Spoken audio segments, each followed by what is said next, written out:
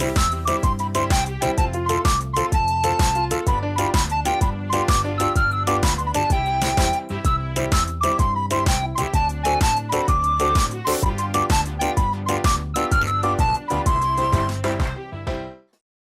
тамошобинони азиз, манзури шумост барномаи интеллектуалии донояк аз телевизиони Баҳористон.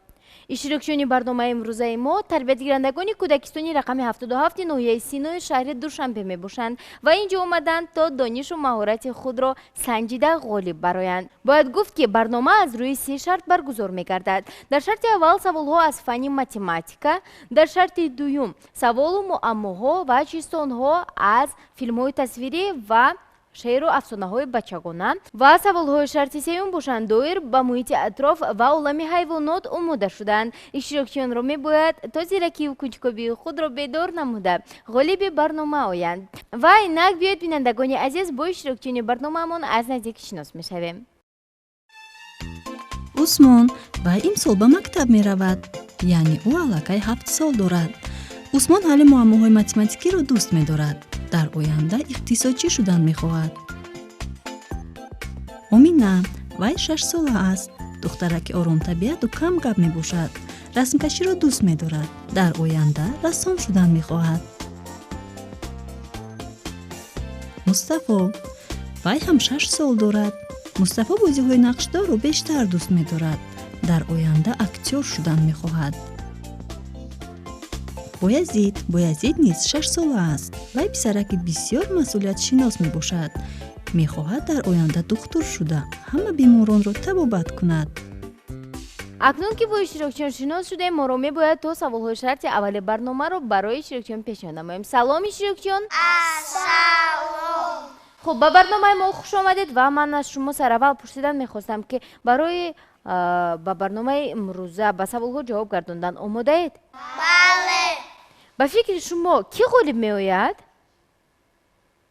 кадоме аз шумо ғолиб меояд ба фикратон? шумо? офарин. хуб, ҳама фикр мекунанд ки ғолиб меоянд, ҳамин хел не? ва фурсати он расидаст ки саволу ҷавобро оғоз намоем.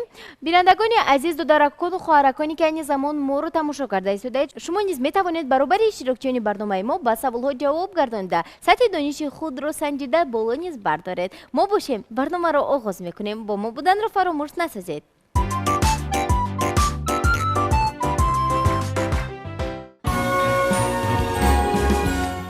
хуб, бачаҳо, саволи аввал чунин аст ва чӣ тавре ки ман гуфтам, саволу муаммоҳо аз фанни математика дар шарти аввал ба шумо пешниҳод мешаванд. ва инак саволи аввалро мехонам. дар гулдон 10 дона гул буд. 2 дона гули садбарг, 4 гули мехчагул ва боқимонда гулҳои бобуна. мегуфтед ки дар гулдон чанд гули бобуна буд? хуб, марҳамат, аввалинҷо шумо даст бардоштед. Дар гулдон 4 та гули бобуна буд. Ду таш гули садбарг, 4 таш гули мехчагул, 4 та дигараш гули бобуна. офарин, яъне ба фикри шумо ки дар гулдон аз ҳама он 10 гуле ки буд, 4 таш бобуна мебошад, ҳамин хел не?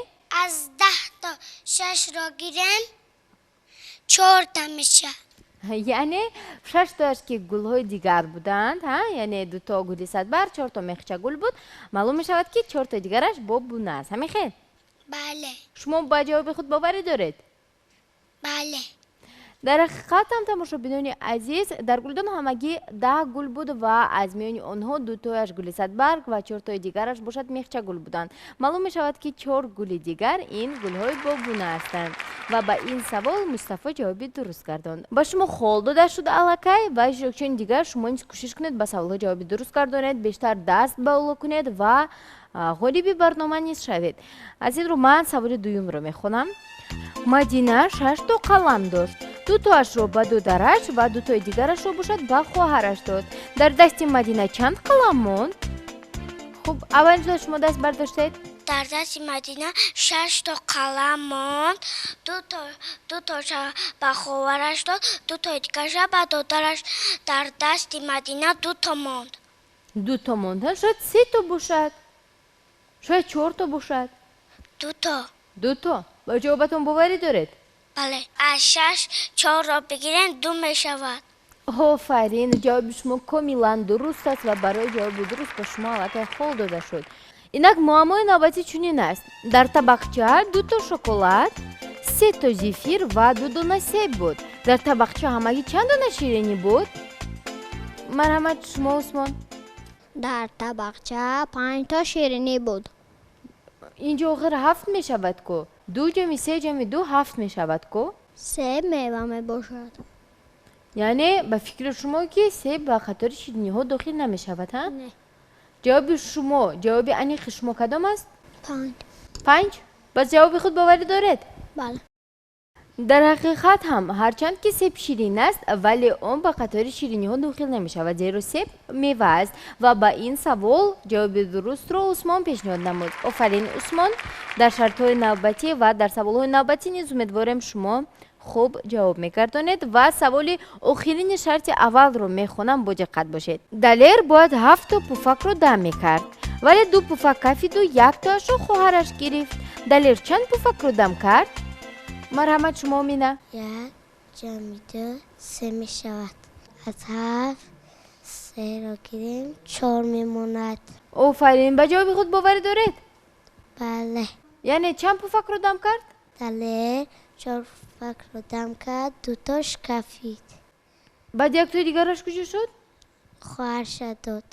хоҳараш гирифта? офарин, ҷавоби шумо комилан дуруст аст. бинандагони гиромӣ, ин ҷуз саволҳои шарти аввали барнома ба анҷом мерасанд. хотиррасон мешавем ки саволҳое ки дар шарти аввали барнома ба иштирокчиён пешниҳод шуданд саволу муаммоҳо аз фанни математика буданд ва инак биёед холҳои иштирокчиёнро дар шарти аввал мешуморем. дар шарти аввали барнома ҳама иштирокчиён кӯшиш менамуданд аввалин шуда ба савол ҷавоб гардонанд ва дар натиҷа ба ҳамаи онҳо муяссар шуд як холиро ба даст оранд. яъне дар ин шарт ҳамаи онҳо баробар буданд. инак фурсати он расидааст ки саволҳои шарти дуюми барномаро барои иштирокчиён пешниҳод намоем ва хотиррасон мешавем ки саволҳои шарти дуюми барнома аз чистону афсонаҳо ва шеърҳову филмҳои тасвирӣ бачагона омода шудаанд ва фикр мекунам барои ҳар як иштирокчӣ ин шарт писанд аст. ҳамин хел не бачаҳо? хеле хуб. инак ман саволи аввалинро мехонам. дар афсонаи Маша ва Хирс, Маша бо кадом роҳ ба назди бибиву бобояш бармегардад? Марҳамат, Боязид, шумо аввалиншо даст бардоштед. Маша Хирсро гуфта ки Хирсро гуфт ман пирашкӣ мекунам ту бар ба бибиву бобоам. ба Хирс розӣ шуд Хирс. ба Маша даруни сабадро омад, чин пирашкиро ба сабадро пӯшонд. ба Хирс пеши бибиву бобоаш рафт. ба гуфт ки равон кард. Маша ба бобоаш гира кард. барои чӣ Маша худаш наомад? ба Маша айдаруни сабад баромад. ба гуфт ки ман омадам. офарин, шумо фикр мекунам ки на танҳо ба ман ва иштирокчиён, балки ба тамошобинон ҳам мазмуни афсонаро ба пуррагӣ қариб ки фаҳмондед ва аз ин ҷо бармеояд ки Маша бо роҳи каме фиреб ҳам гӯем, хато намекунем, ба хонаи бибию бобояш рафта. шумо ин афсонаро хондаед? мураббиямон ба мо нақл кард. нақл карданд. офарин. хуб, бинандагони гиромӣ, боварӣ дорам ки шумо инстидоракону хоҳаракони азиз ин афсонаро хондаед ва мазмуни онро хуб мефаҳмед. аз ин ҷо бармеояд ки ба ин савол ҷавоби дурустро Боязид пешниҳод намуд. Боязид, аслан ба шумо хеле ҳам фаъол ҳастед ва инак ман саволи навбатиро мехонам, бо диққат бошед. қаҳрамонҳои асосии филми тасвирии ҳолоист кадом ҳайвонҳо ҳастанд ва кадоме аз онҳо доим ғолиб меояд? шумо Усмон. қаҳрамонҳои асосӣ харгӯш ва гург. кадоме аз онҳо бештар ғолиб меоянд? харгӯш. анамин як калимаи ҳолоистро кӣ мегӯяд бештар? мегӯяд ку дар филми тасвири ну пагади мегӯяд. ки ин калимаро доимо такрор мекунад? гург. гург. آفرین. فکر میکنم هر یک شما نیز این فیلم تصویری را تماشا کرده اید. در حقیقت هم قهرمان های فیلم تصویری هولوئیس یعنی نوپگدی خرگوش و گرگ می باشند و پیوسته خرگوش غالب می براید. و به این سوال عثمان جواب درست را پیشنهاد نموده. هستم با شما عثمان و من سوال سیوم را علکه می خونم.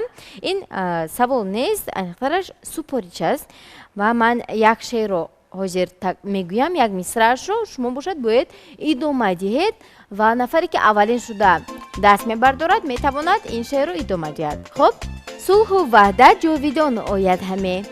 مرحمت مصطفی. صلح و وحدت جاویدان آید همه، در دیاری تاجیکان آید همه، وارثی اسماعیلی سامانیات این حقیقت بر زبان آید همه. تاجیکستان زنده باش و جاویدان، نور چشمانم تو جان آید همه. در فضای تو کبوتر رای سور، سیل سیل پرفشان آید همه. بر تبریک عزیزان وطن، خانه خانه مهمان آید همه. احسن با شما این شعر رو با پورگی خوندید، به نهایت خوب است و به شما برای جواب درستتون یک سوال پیشنهاد کرده می شود و اینک سوال آخرین شرط دوم رو می خونم. اشتراکچیان با دقت باشید، کوشش کنید زودتر دست بردارید. خب سوال آخرین، سوال چهارم شرط دوم چنین است: در افسانه بوزک جنگیلپا بوز به نزد کدام حیوان ها می رود و چی می گوید؟ مرحمت مصطفی. بوز به پیش حیوان ها میرد. چی میگوید؟ به کدام حیوان ها؟ به نزد کدام حیوان ها؟ به نزد شغال میره. بمبی شغال گوس میکنه. شغال میگه که ایزدم بمبه که لرزانه که من، خاک میریزد در عاشق افغانه که من، عاشق افغانه که من شور شد، مهمانی عزیزی من کور شد. بوزک جنگلپا میگه منم بوزکی جنگلپا، میزنم بر دو پا، تو خوردی علولی من، تو خوردی خشتک سری تنوری من، تو برو به جنگ شاخی من. آفرین. باز به نزد کدام حیوان ها می رود؟ بوز به نزد سگ میره. او بومبی سگه دونگ دونگ دونگ میکنه. سگ میگه که ایزدم بمبه که رازانه که من، خاک میریزد در عاشق افغانه که من، عاشق افغانه که من کور شد، مهمانی عزیزی من شد، مهمانی عزیزی من کور شد. بوزک جنگل یعنی باز همین گپ ها رو تکرار میکند. با سگ هم باز به نزدیکی می رود؟ سگ بوزک به نزدیکی می رود. باز بوزک به نزدی گرگ میره. بمبی گرگ دونگ دونگ دونگ میزنه. گرگ میگه که ایزدم بمبه که رازانه که من، خاک میریزد در عاشق افغانه که من، عاشق افغانه که من شور شد، مهمانی عزیزی من کور شد. بوزک جنگلپا میگه که منم بوزک جنگلپا، میزنم به هر دو پا، تو خوردی علولی من، تو خوردی خشتک تنوره که من، تو برو به جنگ شاخی من. آفرین مصطفی، شما توانستید قریب که با پورگی افسانه رو نقل کنید و به نهایت شوق‌آور هم به ما نقل کردید که چطور بوز به نزد حیوان ها می رود و از اینجا برمیاد که بوز سر اول به نزد شغال، بعدم به نزد سگ و سپس به نزد گرگ می رود. آفرین، جواب شما کاملا درست است. احسن با شما برای چنین فعال بودنتون و باید گفت که با همین شرط دومی برنامه نیز به انجام می رسد و بینندگان عزیز فرصتی آن رسیده است که خلهای اشتراکچیان رو در شرط دوم شماریم. در شرط دومی برنامه نیز هر یک اشتراکچی پیش‌صفی را از دست دادن نمیخواست.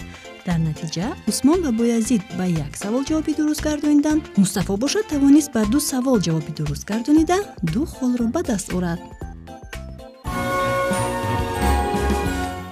اینک رسیدیم به شرط سیوم یعنی شرط آخرین برنامه که در آن سوالها دایر به محیط اطراف و عالم حیوانات آماده شدند و اشتراکچیان را میباید تا زیرکی و کنجکاوی خود را از دست نداده به سوالها زودتر جواب گردانند، دست بردارند و صاحب خلها گردند، زیرا همگی 4 سوال دیگر باقی ماند و از اینجا غالب برنامه امروزه نیز معین خواهد شد. اشتراکچیان آماده باشید، من سوالها را میخونم، فقط با دقت گوش کنید و دست بردارید. خب саволи аввалини шарти охирин чунин аст.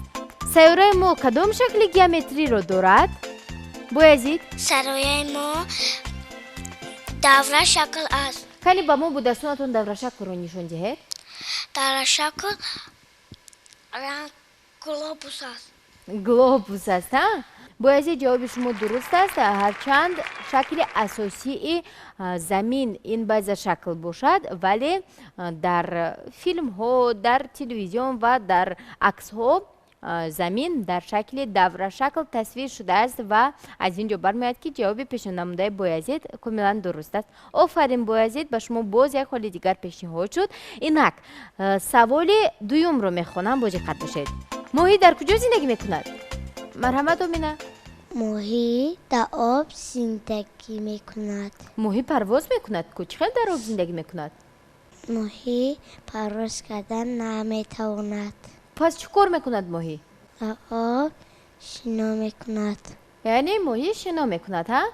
бачаҳо, ба фикри шумо ҷавоби омина дуруст аст? моҳӣ парвоз намекунад? не. шумо дидаед моҳиро? дар куҷо дидед? ҳама мегӯянд ки дар об диданд. воқеан ҳам моҳӣ дар об шино мекунад ва ҷавоби омина дуруст аст. офарин омина. инак мегузарем ба саволи сеюм. кадом парранда рӯз хоб мекунаду шаб бедор истода одамонро метарсонад? марҳамат дӯстон. паррандае ки шаб бедор аст бум мебошад. шояд зоғ бошад, шояд уқоб бошад. не бум. бум? шумо аз куҷо медонед? мураббиамон дар боғча гуфт. боз ман дар филмҳои тасвирӣ дидам. офарин, мураббиатон рост гуфтанд, зеро дар ҳақиқат ҳам паррандае ки шаб бедор меистад ин бум аст. ҷавоби шумо дуруст ва шумо барои ҷавоби дурустатон як хол дода шуд. инак саволи охиринро мехонам бачаҳо. саволи охирин ва дар шарти охирин мебошад ва шумо имконият доред ҳамагӣ ба охирин савол ҷавоб гардонида ғолиби барнома шавед. аз ин рӯ бо диққат гӯш кунед. хоб кадом ҳайвонро посбони хона меноманд? марҳамат боязид. حیوان سگ میباشد. барои чӣ маҳсак? гурба шояд бошад. گربه نه سگ. чӣ хел саг? шумо аз куҷо медонед ки саг посбони хона аст? برای که سگ اگر به خانه یکم کسی بگانه آید سگ آواز میبرارد. саг овоз мебарорад, яъне хонаро муҳофизат мекунад. ҳамин хел? بله. ҷавоби шумо комилан дуруст. дар ҳақиқат ҳам саг на танҳо посбони хона, балки дӯсти инсон низ мебошад ва ба ин савол боязид ҷавоби дурустро пешниҳод намуд. боязид шумо боз соҳиби як холи дигар гаштед ва инак бинандагони азиз лаҳзаи бениҳоят ҳассос фаро расид ва моро мебояд то холҳои иштирокчиёнро дар умум ҷамъбаст намуда ғолиби барномаи имрӯзаро муайян намоем. бо мо бошед. шарти сеюми барнома ҳам хеле ҷолиб буд ва ҳар яке аз иштирокчиён мекӯшид ҳозирҷавобӣ намуда ба савол ҷавоб гардонад.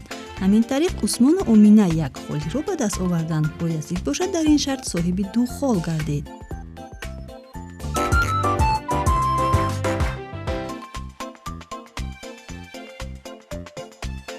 ҳамин тариқ баъд аз анҷоми се шарти барнома усмон соҳиби се хол, омина ду хол, мустафо се хол ва боязид 4 холро ба даст овард. аз ин бармеояд ки ғолиби барномаи имрӯзаи мо боязид гашт. боязид, ғолибият муборак.